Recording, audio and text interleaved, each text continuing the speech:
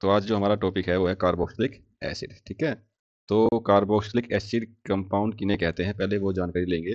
तो इसमें सबसे पहले बात ध्यान रखनी है कि हमने आपको एक ग्रुप का नाम बताया था। ठीक है, जो था आपका COOH, है ना। यानी कि क्या लिखते हैं कि जो कार्बनिक आपके यौगिक होंगे, यानी कि लिख सकते हैं कि वे कार्बनिक यौगिक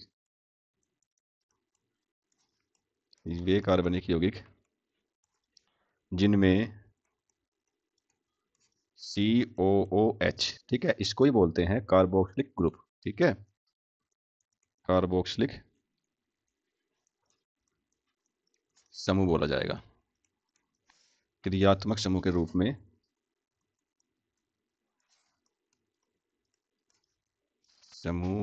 रूप में उपस्थित होता है। ठीक है, उन्हें क्या बोलते हैं, कार्बोक्सिलिक अम्ल कहते हैं। ठीक, ये बात ध्यान रखनी है।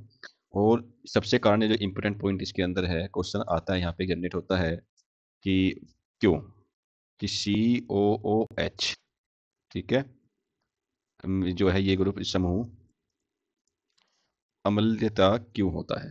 ठीक है, अम्लता क्यों होता है, क्यों रखता है, ये क्वेश्चन है। ठीक है भैया, तो इसमें ध्यान रखना, अम्लता क्यों होता है, क्योंकि इसके पास में एक ग्रुप होता है, क्या, OH ग्रुप के कारण। ठीक है, ये बात ध्यान रखनी है, इसके अंदर नोट में डाल लेना। ठीक है ना।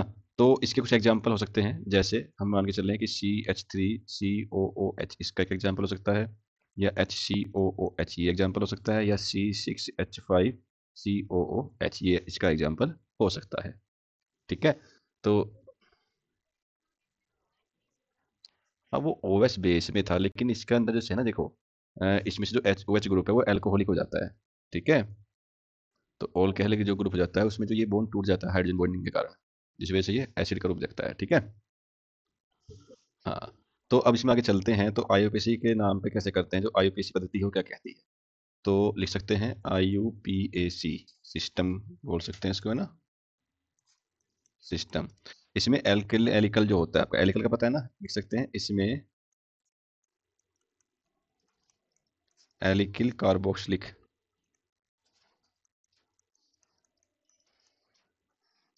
अम्लों का नाम एल्केनोइक अम्ल कहा जाता है। ये ध्यान रखना है इसका नाम भी। ठीक है, नाम तो डिफरेंट होते हैं, लेकिन बार बार जब पढ़ेगी तो याद हो जाएंगे। एल्केनोइक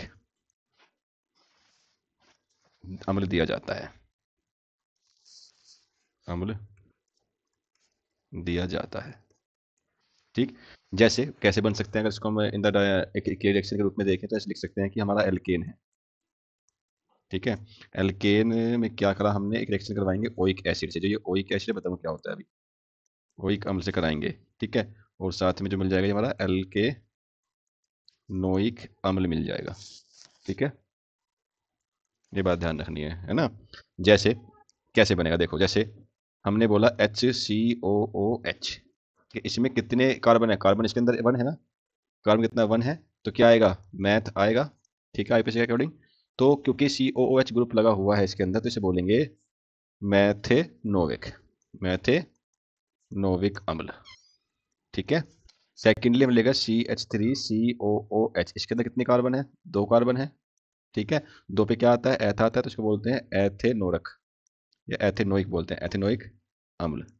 ठीक है, ऐसे कितने भी दे दें, यानी कि आपको ध्यान रखना है सुफिक्स जो आपका है, देखो 2 होते हैं, एक तो प्रीफिक्स होता है IUPAC में, एक सुफिक्स होता है। ठीक है, तो सुफिक्स में जब ये ग्रुप जुड़ जाएगा ना, COOH, जब ये ग्रुप जुड़ेगा तो उसके सुफिक्स में हम ओइक एसिड लगाते हैं, ओइक एसिड। ठीक है, या हिंदी में लिखते हैं ओइक अम्ल। ये बात ध्यान रखनी है। अब मैं कुछ भी लिख लूँ, मैं लिख लिया CH3CH2COOH, बताओ कितनी कार्बन है, 3 कार्बन है, 3 पे क्या आता है, प्रोप, और प्रोप आएगा तो प्रोपेनोइक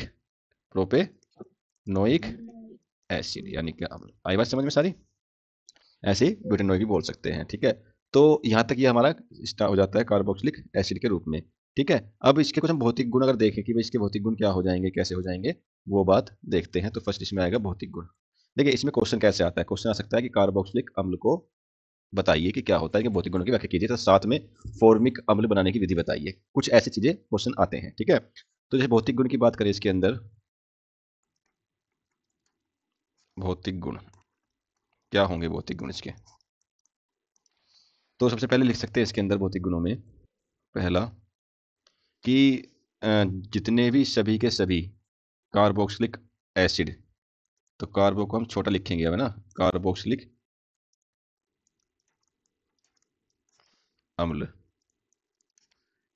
के सोडियम, सोडियम मतलब Na, लवण जल में विलय होते हैं, इन जल में घुलनशील हो जाते हैं, विलय हो जाते हैं। सेकेंडली हम देखेंगे, ठीक है, देखो यहाँ पे ये इंपॉर्टेंट पॉइंट है कि जो आपका कार्बोक्सिलिक अम्ल के अणु परस्पर यानी आपस में हाइड्रोजन बॉन्डिंग होती है, हाइड्रोजन बॉन्ड बनाकर जुड़ जाते हैं, जिस कारण ये ठोस, द्रव और गैस, द्रव्य गैसीय अवस्था में भी सामान्यतः द्विअणु अवस्था में ही रहते हैं।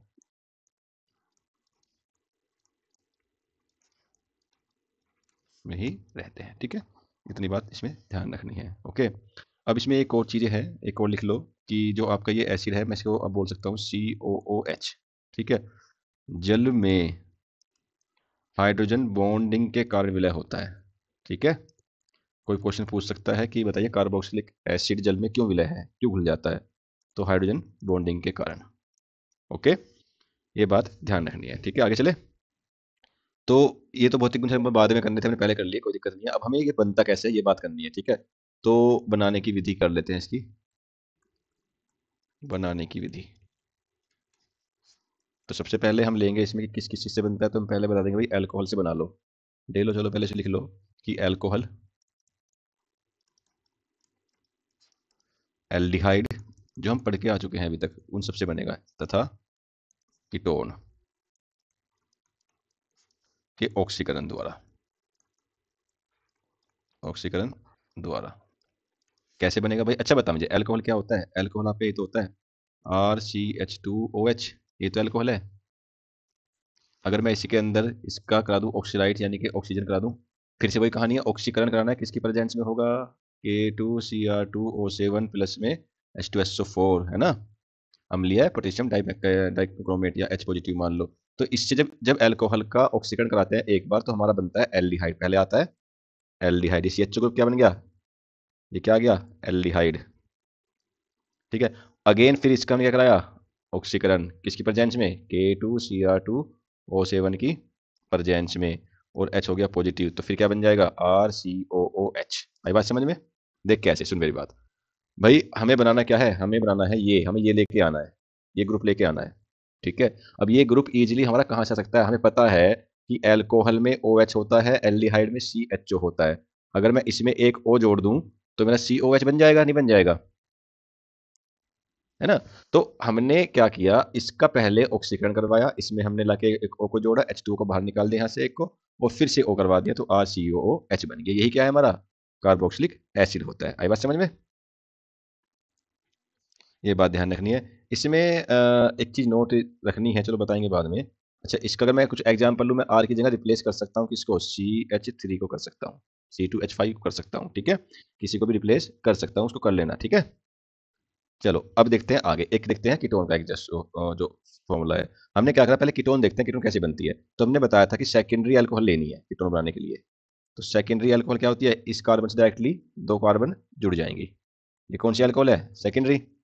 हमने इसको क्या कर दिया, ऑक्सीकृत कर दिया, ठीक है, तो क्या बन गया हमारा CH3COCH3, क्या होता है ये, एसीटोन होता है ना, क्या होता है ये, एसीटोन। हमने फिर इसको दोबारा से क्या कर दिया, ऑक्सीकृत कर दिया, तो क्या बन जाएगा, CH3COOH बन जाएगा, H2O बाहर निकल जाएगा, कार्बन डाइऑक्साइड बाहर निकल जाएगी।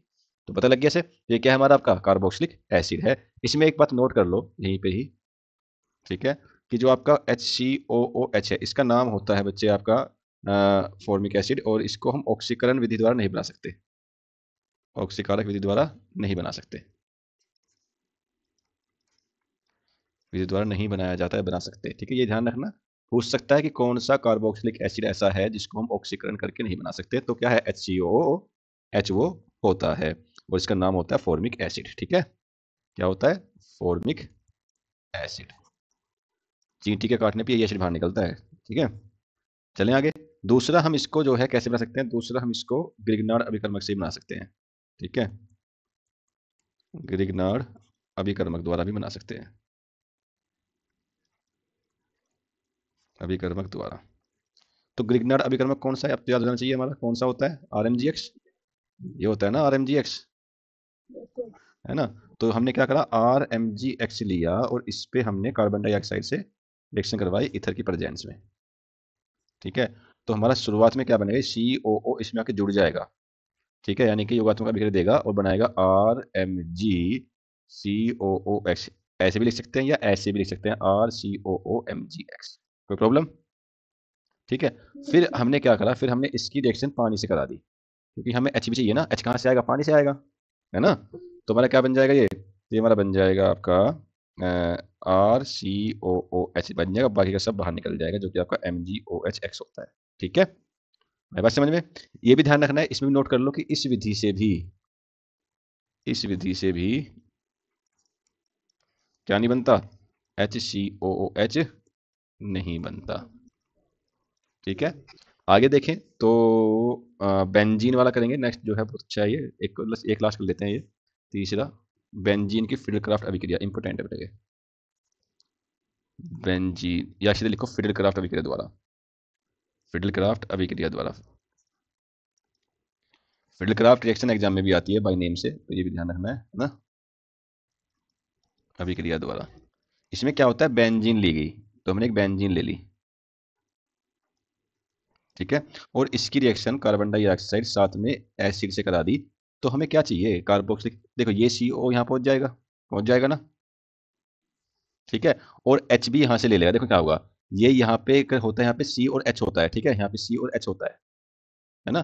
तो यहाँ पे क्या होगा, ये ऐसे बन जाएगा COOH, और साथ में HCl इसमें दिया था, तो HCl को भी बाहर लेके चला जाएगा। ये जो HCl यहाँ पे बाहर आया ना बेटा, वो H ये वाला आया है, ये वाला H तो आके इस पे ऐड हुआ है इस पे। ठीक है, ये बात ध्यान रखना है। ओके, तो ये तो थी हमारी बनाने की विधियां। अब इसके आते हैं रासायनिक गुण। ओके, यहाँ तक कोई दिक्कत? ओके, तो अब करते हैं रासायनिक गुण, केमिकल प्रॉपर्टीज।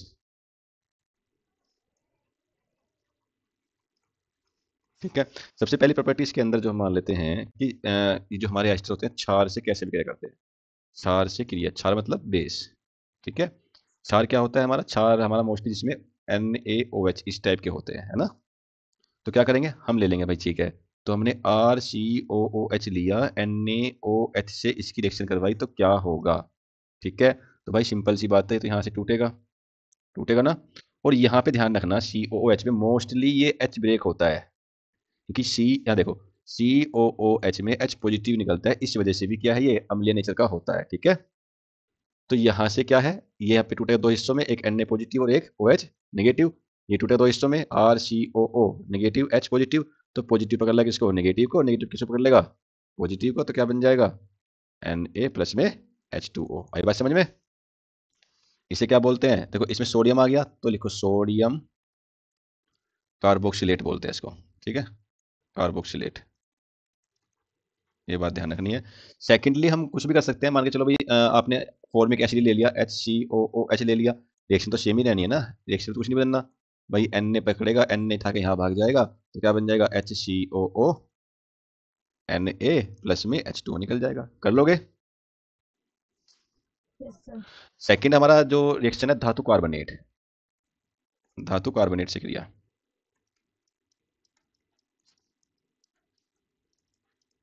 अभी धातु कार्बोनेट क्या है? पहली बात तो धातु कार्बोनेट फॉर्मूला होता है Na2CO3। धातु क्यों है? क्योंकि Na धातु होती है हमारी, मेटल होता है। ठीक है, सोडियम कार्बोनेट भी इसको बोला जाता है। ठीक, तो इसमें क्या करेंगे हम, दो मोलिक्यूल लेंगे इसके, RCOOH ले लिए, यहाँ पे भी RCOOH ले लिए। क्यों लेंगे? क्योंकि यहाँ पे Na के मोलिक्यूल 2 हैं, और Na2CO3 से करवा दिया रिएक्शन। तो क्या होगा, अब की बार ये वाला H, ये वाला H, ये वाला H दोनों भाग जाएंगे। ठीक है, और किससे रिप्लेस हो जाएंगे? Na से रिप्लेस हो जाएंगे। तो क्या बन जाएगा? RCOONA बॉन्ड RCOONA, ऐसे बन जाएगा। तो इनको हम एक साथ लिखें तो क्या बनेगा, 2RCOO बन जाएगा। और जो बच रहा है, देखो यहाँ से क्या बच रहा है, पानी निकलेगा बाहर, प्लस में H2O बाहर और साथ में CO2 बाहर निकल जाएगा। आई बात समझ में? हाँ, एक एग्जांपल लेना, कोई सभी आर के लिए कुछ भी रख दो, है ना। ऐसे ही हम तीसरी बात करें कि धातु बाई कार्बोनेट से करें तो क्या होगा, धातु बाई कार्बोनेट। तो धातु बाई कार्बोनेट का फॉर्मूला होता है NaHCO3, सोडियम बाई कार्बोनेट बोलते हैं इसको। तो कैसे करेंगे, तो सोडियम की तो प्रवृत्ति है भाई, अगर सोडियम धातु से आप किसी भी फॉर्मिक एसिड या किसी भी कार्बोक्सिलिक एसिड की रिएक्शन करवाओगे तो वो तो H को भगाएगा, ठीक है, ऐसे H को रिप्लेस करेगा और खुद वहां पे आके डेरा जमाएगा। आई बात समझ में? बाकी तो ये बचती है कहानी। अब तो आसान है। क्या हो अगर मैं इसकी रिएक्शन ग्रिग्नार्ड अभिकर्मक से करवाऊं तो, ठीक है। तो ग्रिग्नार्ड अभिकर्मक से इसकी रिएक्शन करवाते हैं, ग्रिग्नार्ड अभिकर्मक से क्रिया। तो ग्रिग्नार्ड अभिकर्मक क्या होता है, RMGX, ये तो होता है। तो हमने भैया RMGX ले लिया और साथ में ये आपका कार्बोक्सिलिक एसिड ले लिया, लेकिन यहाँ पे जो ग्रुप लिया ना आर का, इसको मैं दूसरा मान लिया, R डैश है। तो क्या हुआ, तो हुआ कुछ नहीं, हमारा एल्केन मिल जाता है हमें इस फॉर्म में, ठीक है। ये एल्केन है, प्लस में R-COOMgX बाहर निकल जाता है। देखो कैसे, C2H5MgBr मैंने लिया और यहाँ पे मैंने HCOOH ले लिया, ठीक है। तो हमारा C2H6 बन जाएगा, क्योंकि ये वाला H टूट के यहाँ पे जुड़ जाएगा इसमें आके, ठीक है। और बाकी का सब जो है एक साथ क्या हो जाएगा, कंबाइन हो जाएगा, COOMgBr। तो ये ध्यान रखना है, ओके। फिर से कहानी है जो हम हर बार करते हैं, पांचवा, किसके, POCl5 से क्रिया। बताओ क्या बनेगा कंपाउंड, जो जरूरी है निकलना निकलना हमारा। हाँ, PCl5, सॉरी PCl5। क्या बनेगा बताओ हमारा, एक कंपाउंड जो फिक्स है हमारा निकलना, POCl3, फिक्स है ना ये तो। एक HCl बाहर निकल जाएगा, तो बच्चा कुछ लिख दो यहाँ पे, RCOCl कर लोगे। ऐसे ही हम जो है एक रिएक्शन, इसके अंदर नेम रिएक्शन लास्ट करते हैं इसको, सिमिट अभिक्रिया। सिमिट अभिक्रिया, स्मिथ अभिक्रिया बोल जाते हैं कभी, ठीक है। इसमें क्या होता है, इसमें हम जो है RCOOH लेंगे, प्लस में हाइड्रोजोइक एसिड लेंगे। हाइड्रोजोइक एसिड होता है NH3, इसे बोलते हैं हाइड्रोजोइक एसिड। लास्ट क्लास में बनाया भी था हमने इसको, है ना। तो ये जो बन जाता है, तो इससे हमारा क्या मिलता है, इससे हमारा RNH2 मिल जाता है, अमोनियम, ठीक है। और ये CO2 प्लस N2 बन जाता है। इतनी बात ध्यान रखना, इसको बोलते हैं एल्किकल या एल्किकल एमीन बोल देते हैं, ठीक है। आर की कुछ वैल्यू लोगे तो यहाँ पे CH3 ले लो, मान के चलो।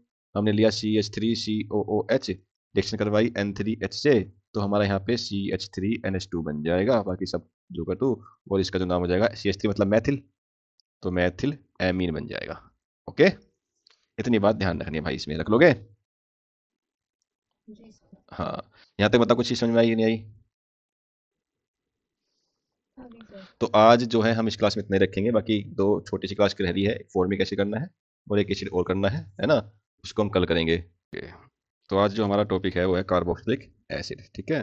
तो कार्बोक्सिलिक एसिड कंपाउंड किन्हें कहते हैं, पहले वो जानकारी लेंगे। तो इसमें सबसे पहले बात ध्यान रखनी है कि हमने आपको एक ग्रुप का नाम बताया था, ठीक है, जो था आपका COOH, है ना। यानी कि क्या लिखते हैं कि जो कार्बनिक आपके यौगिक होंगे, यानी कि लिख सकते हैं कि वे कार्बनिक यौगिक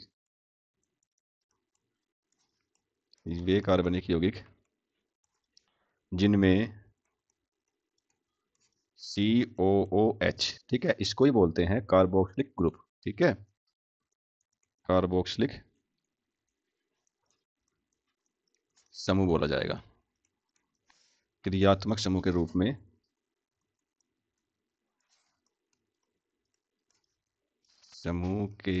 में उपस्थित होता है, ठीक है।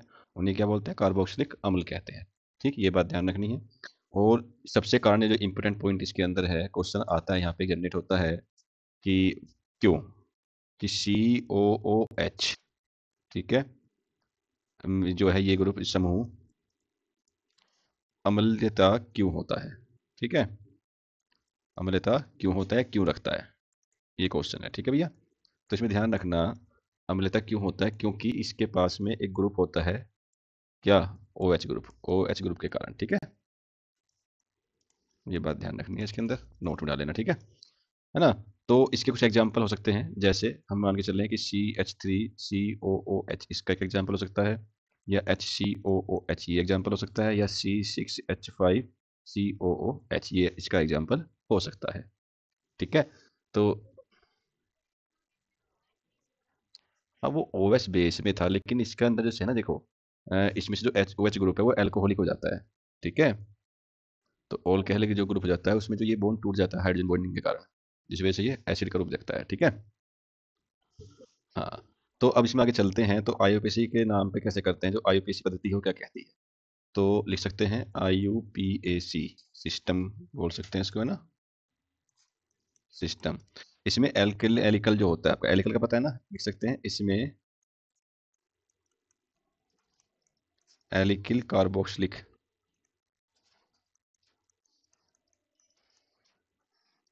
अम्लों का नाम, अम्लों का नाम एल्केनोइक अम्ल कहा जाता है। ये ध्यान रखना है इसका नाम भी, ठीक है। नाम तो डिफरेंट होते हैं, लेकिन बार बार जब पढ़ेगी तो याद हो जाएंगे। एल्केनोइक अम्ल दिया जाता है, अम्ल दिया जाता है, ठीक। जैसे कैसे बन सकते हैं, अगर इसको हम इन द एक रिएक्शन के रूप में देखें तो ऐसे लिख सकते हैं कि हमारा एल्केन है, ठीक है।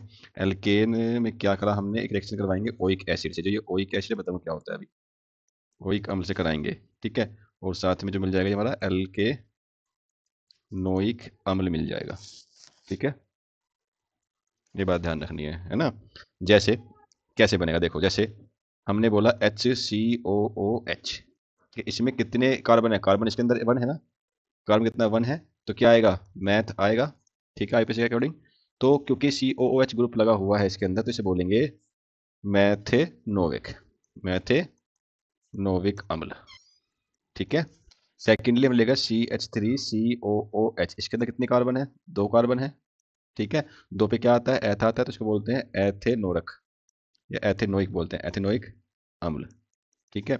ऐसे कितने भी दे दें, यानी कि आपको ध्यान रखना है सुफिक्स जो आपका है, देखो 2 होते हैं, एक तो प्रीफिक्स होता है IUPAC में, एक सुफिक्स होता है, ठीक है। तो सुफिक्स में जब ये ग्रुप जुड़ जाएगा ना, COOH जब ये ग्रुप जुड़ेगा, तो उसके सुफिक्स में हम ओइक एसिड लगाते हैं, ओइक एसिड, ठीक है, या हिंदी में ऐसे लिखते हैं ओइक अम्ल। ये बात ध्यान रखनी है। अब मैं कुछ भी लिख लूँ, मैं लिख लिया CH3CH2COOH, बताओ कितनी कार्बन है, 3 कार्बन है, 3 पे क्या आता है, प्रोप, और प्रोप आएगा तो प्रोपेनोइक, प्रोपेनोइक एसिड, यानी कि अम्ल। आई बात समझ में सारी, ऐसे ही ब्यूटेनोइक भी बोल सकते हैं, ठीक है। तो यहाँ तक ये हमारा स्टार्ट हो जाता है कार्बोक्सिलिक एसिड के रूप में, ठीक है। अब इसके कुछ हम भौतिक गुण अगर देखें